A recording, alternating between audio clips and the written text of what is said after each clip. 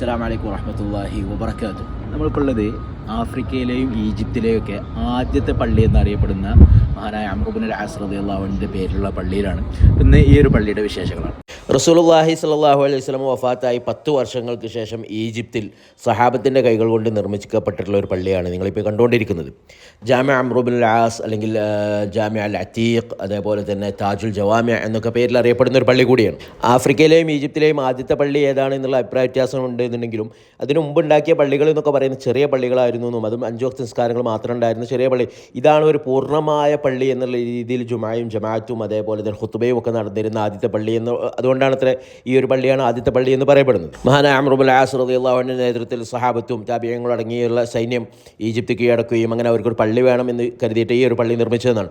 ഉന്നതരായ സുബൈർ ഇബ്നു അവ്വാം റളിയല്ലാഹു അൻഹു, അതേപോലെ തന്നെ ഉബാദത്തു ഇബ്നു സാമിത് റളിയല്ലാഹു അൻഹു തുടങ്ങിയിട്ടുള്ള ഉന്നതരായ സഹാബത്തൊക്കെ ഈ ഒരു പള്ളിയുടെ ആദ്യ പള്ളിയുടെ, ഈ കാണുന്ന പള്ളിയല്ല, ഇത് പുതുക്കി പണിതതിന് ശേഷമുള്ളതാണ്, ആദ്യത്തെ പള്ളിയുടെ നിർമ്മാണത്തിൽ പങ്കെടുത്തിരുന്നതാണ്.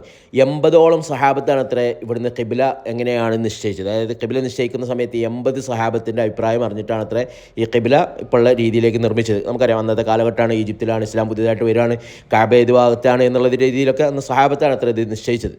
ഒരുപാട് ചരിത്രങ്ങളുമായിട്ട് ബന്ധപ്പെട്ട് കിടക്കുന്ന ഒരു പള്ളി കൂടിയായിട്ടോ. ഉമർ റളിയല്ലാഹു അൻഹുവിൻ്റെ ഖിലാഫത്തിൻ്റെ സമയത്ത് അംർ ഇബ്നുൽ ആസ് റളിയല്ലാഹു അൻഹു പള്ളി നിർമ്മിച്ച ഉടനെ തന്നെ എന്ത് ചെയ്തു, ഒരു മിമ്പർ ഉണ്ടാക്കിയിരുന്നു മദീനത്തെ പള്ളിയിലൊക്കെ ഉള്ള പോലെ. ഉടനെ തന്നെ ഇത് ഈ വിവരം അറിഞ്ഞ ഉമർ റളിയല്ലാഹു അൻഹു കത്ത് വന്നു എന്നാണ് ആ മിമ്പർ പൊളിച്ച് കളയാൻ. അതായത് മനുഷ്യന്മാരെ സാധാരണ സഹാബത്തിനേക്കാൾ ഉയർന്നതിൽ നിൽക്കേണ്ട ആവശ്യമില്ല, നിന്നാൽ തന്നെ മതി, അവരിയ്ക്കുമ്പോൾ സ്വാഭാവികമായിട്ട് നിന്നാൽ തന്നെ വോയിസ്, അങ്ങനെ ഒരു പ്രത്യേക സ്ഥാനമൊന്നും ഉണ്ടാക്കേണ്ട വിചാരിച്ചിട്ട് ആദ്യത്തെ മിമ്പർ പൊളിച്ച് കളഞ്ഞു. മുഹമ്മദ് ബിൻ മസ്ലമ റളിയല്ലാഹു അൻഹു ഇവിടെ നിന്ന് കണക്കെടുത്തു. അങ്ങനെ ഒരുപാട് ചരിത്രങ്ങൾ ഉറങ്ങിക്കിടക്കുന്ന ഒരു പള്ളിയാണ്. പക്ഷേ ഞാനിവിടെ വന്ന സമയത്ത് പെട്ടെന്നുള്ളൊരു സന്ദർശനമായിരുന്നു, അതുകൊണ്ട് തന്നെ ഒരുപാട് ചരിത്രങ്ങളൊന്നും പറയാനുള്ളൊരു സമയം കിട്ടിയില്ല.